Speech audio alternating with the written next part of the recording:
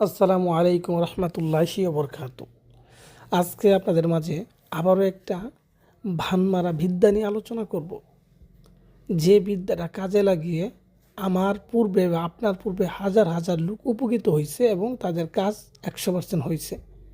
ঠিক ওইরকমই একটা ভানমারা তাবিজ নিয়ে আপনাদের মাঝে আলোচনা করব এবং এই তাবিজের সম্পর্কে বিস্তারিত সকল নিয়মকানুন আপনাদের আমি বুঝিয়ে দিব, যেন আপনারা নিজেরাই এই কাজগুলো করতে পারেন আর নিজেদের কাজ নিজেরাই সুন্দরভাবে করাটাই ভালো। অনেকে আছেন যে এগুলা করার জন্য অনেক কবিরাজ তান্ত্রিকের পিছিয়ে দৌড়াইছেন, টাকা পয়সা দিয়েছেন, কিন্তু কাজ হয় নাই। বিভিন্ন সমস্যা দেখা, বিভিন্ন অজুহাত দেখা, যে শরীর বন্ধ, অমুক বন্ধ, বিভিন্ন সমস্যার কথা বলে। অ্যাকচুয়ালি আসলে যেগুলো তাবিজে কাজ করে ওইগুলো আসলে শরীর বন্ধ থাকার যেহেতু কিছুই থাকে ওগুলো কিন্তু কাজ হবেই। আসলে শরীর বন্ধ থাকলে যে কাজ হবে না বিষয়টা এরকম না। এগুলো মূলত তাবিজের মধ্যে হচ্ছে পার্থক্য। যদি কাউকে কুফুরি শক্তিশালী কোনো তাবিজ করা হোক, তো তার শরীর বন্ধ থাকুক বা যা ইচ্ছা থাকুক এগুলো কোনো বিষয় না, কাজ হয়ে যাবে। তো যাই হোক, এগুলা বাহানা না দেখিয়ে আপনারা নিজেরাই করেন, কোনো টাকা পয়সা খরচ করা লাগবে না। জাস্ট তাবিজ করতে যা যা কিনা লাগে এগুলো কিনে আপনারা কাজ করবেন, দেখবেন কাজ হয়ে যাবে, 100% কাজ হয়ে যাবে। এটা একদম গ্যারান্টিযুক্ত একটা তাবিজ। যারা পূর্বে এই কুপুরি তাবিজ করছেন তারা বলতে পারবেন যে না, আসলেও এরকম কুপুরি তাবিজগুলা কাজ করে 100%। কিন্তু এটা নিয়ম হচ্ছে আপনার সঠিকভাবে করতে হবে। নিজে নিজে পণ্ডিতি করি যে করবেন বা নিয়ম ভুল করবেন তাহলে হবে না। আর একটা কথা হচ্ছে, এরা কিন্তু অ্যাকচুয়ালি আপনার শত্রুকেই করতে হবে। মানে আপনি এরকম একটা বিপদে পড়ে গেছেন যে দেওয়ালে পিঠ থেকে গেছে, এখন এটা করা ছাড়া কোনো অপশন নাই, সেই ক্ষেত্রে কিন্তু এগুলো কাজ করে বেশি। এখন অযথায় যদি আপনি একজন লোকের শত্রুমিকরি করেন, কারো ক্ষতি করতে চান ভালো মানুষের, তাহলে তো হবে না। আপনি বলতে পারেন যে ভাই আমার তো কাজ হচ্ছে না, হবে কেমনে? আপনার তো জিনিসটা বুঝতে হবে যে আপনি একান্ত বিপদে পড়ে গেছেন, এই তাবিজ করা ছাড়া কোনো উপায় নাই, সেই ক্ষেত্রে এইগুলো ভালো কাজ করবে। অযথায় আপনি করলে তো হবে না, আর আপনার ক্ষতি হবে। তো যাই হোক, যারা বিপদে পড়বেন তারাই করবেন।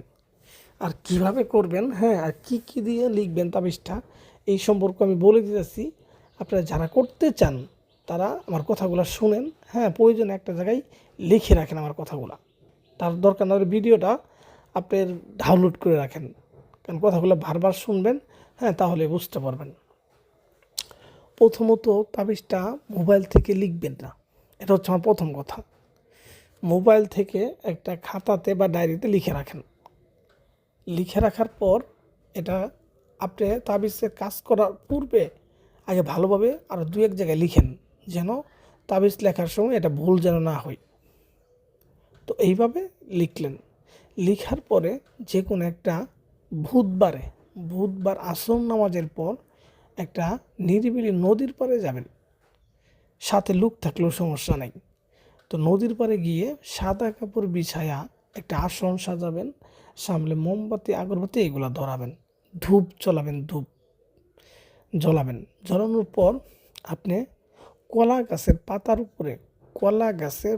উপরে মানে কুমলা পাতা বা এই যে যে পাতাটা নতুন হয়েছে আর কি কলা গাছের মধ্যে, এইরকম আমরা নেবুস পাতা কই, এরকম নেবুস পাতার উপরে এটা লিখতে হবে। তো লিখবেন কিভাবে বা কী দিয়ে? এটা লিখবেন আপনি একটা লাল রঙের মুরুকের রক্ত দিয়ে এই তাবিজটা নেবুস পাতার উপরে লিখবেন। লেখার পর এবং লিখবেন শাহাদাত আঙ্গুল দ্বারা, আপনার যে ডাইন হাতে শাহাদাত আঙ্গুল আছে এই আঙ্গুল দ্বারা লিখবেন, ঠিক আছে? লেখার পরে আপনার যেই জায়গায় নাম দেওয়া আছে সে জায়গায় নাম দিবেন, বাবার নামের জায়গায় বাবার নাম দিবেন। বারবার বলি, মেয়ের ক্ষেত্রে মায়ের নাম দিবেন, ঠিক আছে? নাম জানা না থাকলে ওইটা আরেক তরিকা, যদি নাম জানা থাকে তাহলে মায়ের নাম দিবেন।